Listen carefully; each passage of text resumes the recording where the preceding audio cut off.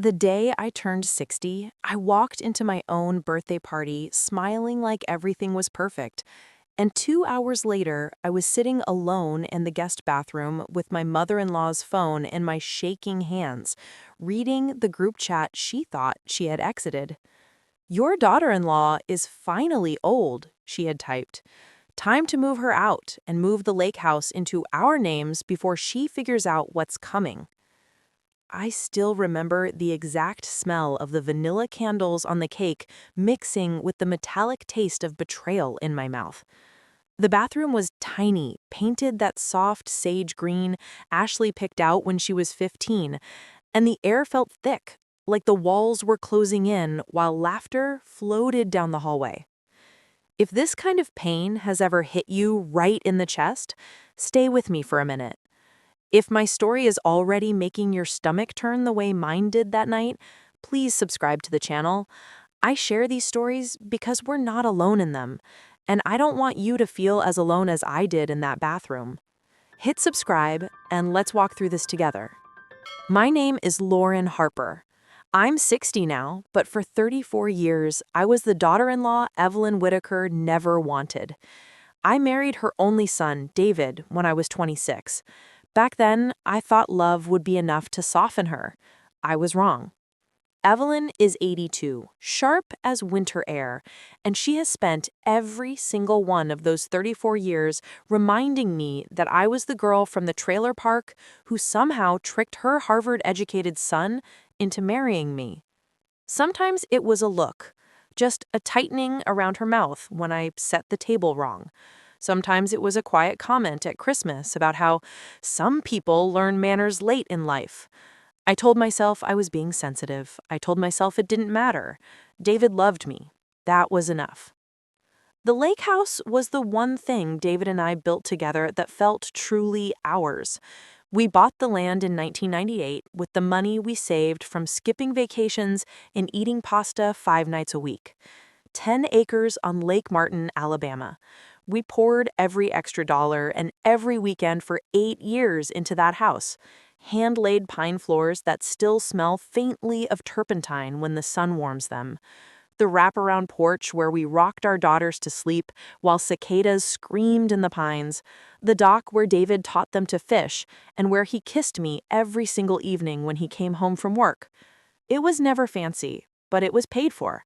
Title in both our names. Or so I thought. David died of a heart attack 4 years ago, at 58, too young.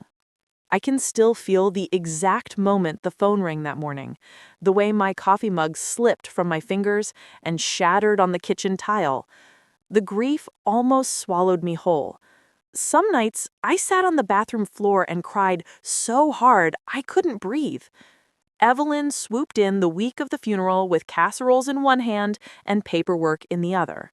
She smelled like White Diamond's perfume and certainty. She told me I was in no state to handle things alone. I let her. I was numb. My hands shook too much to even sign the condolence cards. I signed where she told me to sign because I wanted the girls to have their grandmother close and because I still believed family took care of family. That was my first mistake.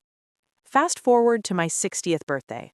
My daughters, Ashley and Madison, had been secretive for weeks, whispering, shushing each other when I walked into the room. They planned a surprise party at the lake house. 50 people, fairy lights strung through the trees like fireflies frozen in time, my favorite peach cobbler warming on the stove, the whole thing. I walked in and everyone yelled surprise. And for one perfect minute, I felt young again, wrapped in hugs and the smell of grilled burgers and honeysuckle drifting off the water. I was laughing, hugging friends, feeling, for the first time in years, like maybe life could still be good. Then Evelyn touched my elbow, her manicured nails cool against my skin. "Lauren, darling, help me find my reading glasses. I left them in the guest room." Her voice was syrupy, the way it always got when she wanted something. I thought nothing of it. I followed her down the hallway, past the framed photos of the girls in their prom dresses, past the dent in the wall where Madison once swung a field hockey stick too hard. Her phone was on the nightstand, screen still glowing. I glanced down, out of habit, the way you do when a screen lights up. The group chat was open. The name at the top, Whitaker Family Trust Business. Members, Evelyn, her lawyer Charles, and my stomach dropped so fast I felt it in my knees. I scrolled up with a thumb that didn't feel like mine. The words blurred, then sharpened, then cut. Evelyn, 6:12 p.m. Party is perfect cover. She suspects nothing. Charles, 6:14 p.m. Forgivable transfer paperwork is ready. We file Tuesday. Greg, 6:17 p.m. About damn time. She's had 4 years of living off David's money. Evelyn, 6:19 p.m. Your daughter-in-law is finally old. Time to move her out and move the lake house into our names before she figures out what's coming. I stood there in that pastel guest room, birthday music drifting in from outside. Someone had put on Brown Eyed Girl, the song David used to sing off-key while mowing the lawn, and felt every year of swallowing her little cuts, every forced smile at Thanksgiving, every time I bit my tongue when she called my cooking adequate, rush back like poison. My chest hurt so bad I pressed my hand there, half expecting to feel blood. But something else rose up too. Something cold and clear and ancient, like a part of me that had been sleeping for decades, finally opened its eyes. I took a picture of the screen with my own phone. My hands were steady now. Then I opened her banking app. She used the same password for everything, David's birthday, 08/14/1964, and screenshotted the $47,500 wire transfer scheduled for Tuesday morning to an account labeled Whitaker Family Holdings, LLC. The memo line read, Lake House Equity Buyout, L. Harper. They were stealing my home, my children's inheritance, the last place on earth where I could still hear David laughing on the porch, where the wind chimes he hung still sang in the breeze. I walked back to the party with her phone in my pocket and a smile I didn't feel. I let them sing Happy Birthday. I blew out the candles while everyone cheered. I even hugged Evelyn when she handed me a gift bag with tissue paper the color of old teeth. By the time the cake was cut, I knew 3 things with absolute certainty. 1, I was not leaving this house. 2, Evelyn was going to learn what happens when you push a quiet woman too far. 3, I was done being the polite daughter-in-law. That night, after everyone left and the girls were asleep in their old rooms, I sat on the dock with a glass of wine and my laptop. The moon was full and low, turning the water silver. Crickets screamed in the reeds. I could still taste the frosting from the cake, too sweet, clinging to the back of my throat. I opened a private browsing tab and started digging. The next morning, Sunday, I drove to Birmingham with the windows down, country gospel on the radio, because I needed something louder than my own thoughts. I walked into the office of Rebecca Mendoza, the best estate attorney in the state. I'd found her name at 3 a.m. on the forum for widows who'd been targeted by greedy in-laws. The waiting room smelt of lemon polish and coffee. I brought 2 large coffees, the screenshots, David's death certificate, the original deed, and every document Evelyn had ever waved in front of me like a victory flag. She read everything in silence. She was maybe 45, hair in a low bun, eyes that didn't miss a thing. When she looked up, her eyes were blazing. "Lauren," she said, voice low, "they forged your signature on a quitclaim deed 6 months after David died. That's felony fraud. And this LLC, it was formed 3 weeks ago. They're trying to launder the title through a trust before you notice." I felt the air leave my lungs. My voice came out small. "Can we stop it?" She smiled like a wolf. "We're not just stopping it. We're going to make them regret waking up this morning." That was the first little turn, the first moment I felt the ground shift back under my feet. I walked out of her office with a plan and a fire I hadn't felt since the day I said I do to David on that same dock, barefoot on the grass, 26, and certain the world couldn't touch us. Monday morning, I called Evelyn. "Good morning, Evelyn," I said, sweet as honey. "I'm making your favorite chicken salad for lunch. Why don't you come over early? We need to talk about something important." She couldn't resist the chance to manage me. She was at the lake house by 11, pearls and all, the click of her heels on my pine floors sounding like Judgment Day. I sat her down at the kitchen island, The same island where David and I used to dance to old Al Green songs while dinner burned, his hands on my hips, flour on his cheek from whatever I was pretending to bake. Sunlight poured through the window, catching the dust motes like tiny stars. I poured her iced tea, extra lemon, just the way she liked it. Then I slid my phone across the granite. Her eyes flicked to the screenshots. The color drained from her face so fast I thought she might faint. Her hand went to her pearls, fingers trembling. "Lauren," she started, voice cracking for the first time in my memory. "No," I said quietly, "you don't speak yet." I laid the forged quitclaim deed next to the real one. I laid the bank transfer confirmation next to Rebecca's business card. "Tuesday morning," I said. "That wire goes through, and the sheriff will be waiting at your bank with a warrant. Charles will be disbarred by Friday. Greg will be named in the lawsuit and filing for fraud, elder abuse — yes, I'm the elder now — and tortious interference. The lake house stays in my name, and if you ever try to take one more thing that belonged to my husband or my children, I will bury you in court until you're selling that condo in Destin to pay my legal fees." She opened her mouth, closed it. For the first time in 34 years, Evelyn Whitaker had nothing to say. I watched her throat work, watched the woman who'd made me feel small for decades shrink right in front of me. Then she found her voice, thin and venomous. "You ungrateful little—" I leaned in until we were eye to eye. I could smell her perfume, the same one she'd worn to my wedding, to David's funeral. "You raised a good man. He loved you. And for his sake, I swallowed 34 years of your poison. That grace period is over. Get out of my house." She stood up so fast, the stool scraped the floor like a scream. At the door, she turned back, clutching her purse like armor, eyes wet with rage, or maybe fear. "This isn't over," she hissed. I smiled. "Yes, Evelyn, it is." She left. The screen door slammed behind her like a gunshot. I stood there in the sudden quiet, heart hammering so hard I could hear it in my ears, and realized I wasn't shaking anymore. I thought that would be the end of it. I was wrong. 2 weeks later, Ashley called me crying so hard I could barely understand her. Evelyn had shown up at her office — my daughter is a pediatric nurse — with a sob story about how I'd turned cruel in my old age and banned her from seeing her granddaughters. She'd convinced Madison, too. Suddenly, my own children were questioning whether I'd lost my mind, whether grief had finally broken me. That hurt worse than the forgery. It felt like someone had reached into my chest and squeezed. For 3 days, I didn't sleep. I walked the porch at night, barefoot on the cool boards, touching the railing David sanded himself with those big, patient hands, wondering if fighting for the house was tearing apart what was left of my family. I left the girls' calls unanswered because I was terrified of what I might say. I sat in David's old workshop until the sun came up, asking him what to do, begging him to send me a sign. Then Madison came over unannounced on a Wednesday evening, rain soft against the tin roof.